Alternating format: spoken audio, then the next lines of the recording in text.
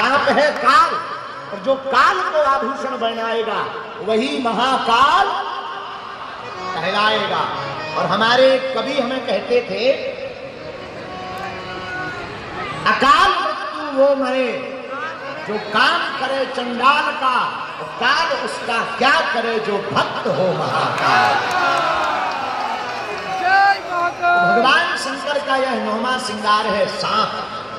10वां श्रृंगार, 10वां आभूषण के रूप में भगवान जो वाहन धारण करते हैं, जिस वाहन पर विराजते हैं, वो है नंदी। कौन है? नंदी बैल। अच्छा, नंदी बैल पर क्यों बैठते? बैल है धर्म, भगवान शंकर धर्म पर विराजमान होते हैं। मेरे पागलों, जो धर्म के साथ चलेगा वही भगवान शंकर का सच्चा भक्त कहलाएगा।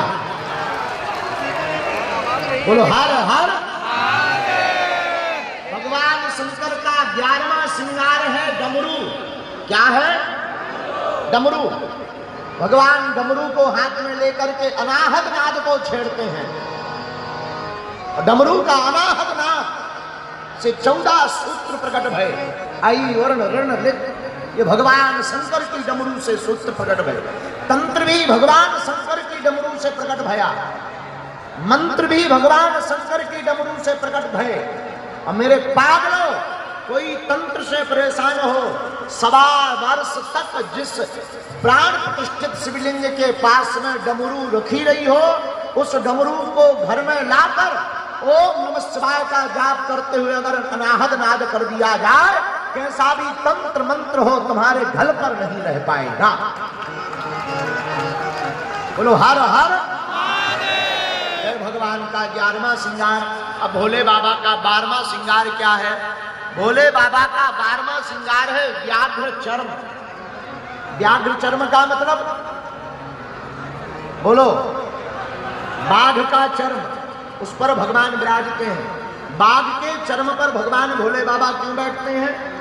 क्योंकि वह दुनिया को संकेत देना चाहते, अहिंसा परमो धर्मः, हिंसा करना पाप है, अहिंसा में जीना ही धर्म है। इसलिए भूत भावन महादेव व्याघ्र चर्म पर बैठ करके सुशोभित होते हैं। जो इन 12 श्रृंगारों को भगवान भोले बाबा के करता है, 12 श्रृंगारों की पूजा करता, 12 श्रृंगारों से भगवान की उपासना करता, 12 श्रृंगारों से महादेव को भजता है, और जो 12 श्रृंगारों का चिंतन करता है वह व्यक्ति भगवान शिव का विशेष भक्त बन जाता है। बोलो हारा हारा हारा हारा हारा हारा। इस प्रकार भोले बाबा बैद्यनाथ धाम में विराजमान हैं। हमारे प्रियजन जितने भी बैठे हैं, हम उनको प्रार्थना करेंगे। आप लोग यहीं के हो, भाग्यशाली हो जो भोले बाबा की नगरी आपको प्राप्त हुई है। महीने में एक बार ही सही आप बैद्यनाथ भगवान के दर्शन किया करो। यहाँ वाले तो प्रतिदिन किया करो, मंदिरों में जाया करो। वो लोग शुक्रवार को जाना नहीं छोड़ते हैं, खूब भीड़ जुटाते हैं। हमें उनसे बुराई नहीं है, पर अपने वालों को भी मंगल और शनिवार मंदिरों में जाना चाहिए। किसी से लड़ने के लिए नहीं, दुनिया को ये पता लग जाए कि सनातनी भी किसी से कम नहीं है। आज के बाद कौन कौन प्रति मंगलवार को बालाजी के या बैद्यनाथ भगवान के दर्शन करने जाएगा? हाथ उठाओ। पक्का? जोर से बोलो। पक्का? पक्का? कौन कौन भारत में हिंदू एकता चाहता है? आप चाहते हो हिंदुओं में एकता? देखो, हम तो इसीलिए आए हैं। कथा तो बहाना है, असलियत में हमें पूरे भारत के हिंदुओं को जगाना है। जब तक भारत के हिंदू जाग नहीं जाएंगे, हम चैन से नहीं बैठेंगे। और मेरे पागलों, तुम मेरा साथ दो, हम तुम्हें मिलकर हिंदू राष्ट्र देंगे। और एक बात देखो, मुंह देखी बात नहीं है, पर हम धन्यवाद दे रहे हैं इस आयोजन की दम लगाने वाले हमारे बड़े ही लाडले दबंग निशिकांत दुबे जी को। आपको ताली बजाकर धन्यवाद दो, जिन्होंने बड़ी मशक्कत की। परमिशन बड़ी मुश्किल से मिली, लेकिन मेरे पागलों, तुम्हारी श्रद्धा ने हमको देवघर में आखिर बुला ही लिया है। अब हम आ गए तो जाने वाले नहीं हैं, तुम्हारे हृदय में ही है बालाजी।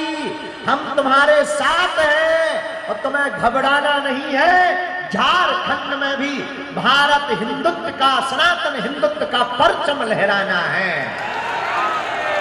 कौन कौन चाहता है भारत हिंदू राष्ट्र हो? हनुमान जी की भक्ति कौन कौन करेगा? अगर धर्म का विरोध करेगा तो ठटवी कौन कौन बारेगा? अगर कोई संतों का विरोध करेगा तो ठटवी कौन कौन बारेगा? अगर कोई हमारे भोले भाले हिंदुओं का धर्मांतरण करवाएगा तो ठटवी कौन कौन बारेगा? पक्का की कच्चा, जोश में की होश में, किसी के बहकावे में तो नहीं आओगे, चमत्कारों के चक्कर में तो नहीं पड़ोगे, हली उल्लाह वालों के पास तो नहीं जाओगे। पक्का पक्का पक्का जाओ। हम भी वचन दे रहे, जो हनुमान जी ने हमें सिद्धि या चूरन चटनी दी है, आज से तुम्हारी समस्या तुम्हारी नहीं है, हमारे बागेश्वर बालाजी की है। जाओ, तुम्हारे घर पर बागेश्वर बालाजी की सेना पहुंच जाए। जाओ।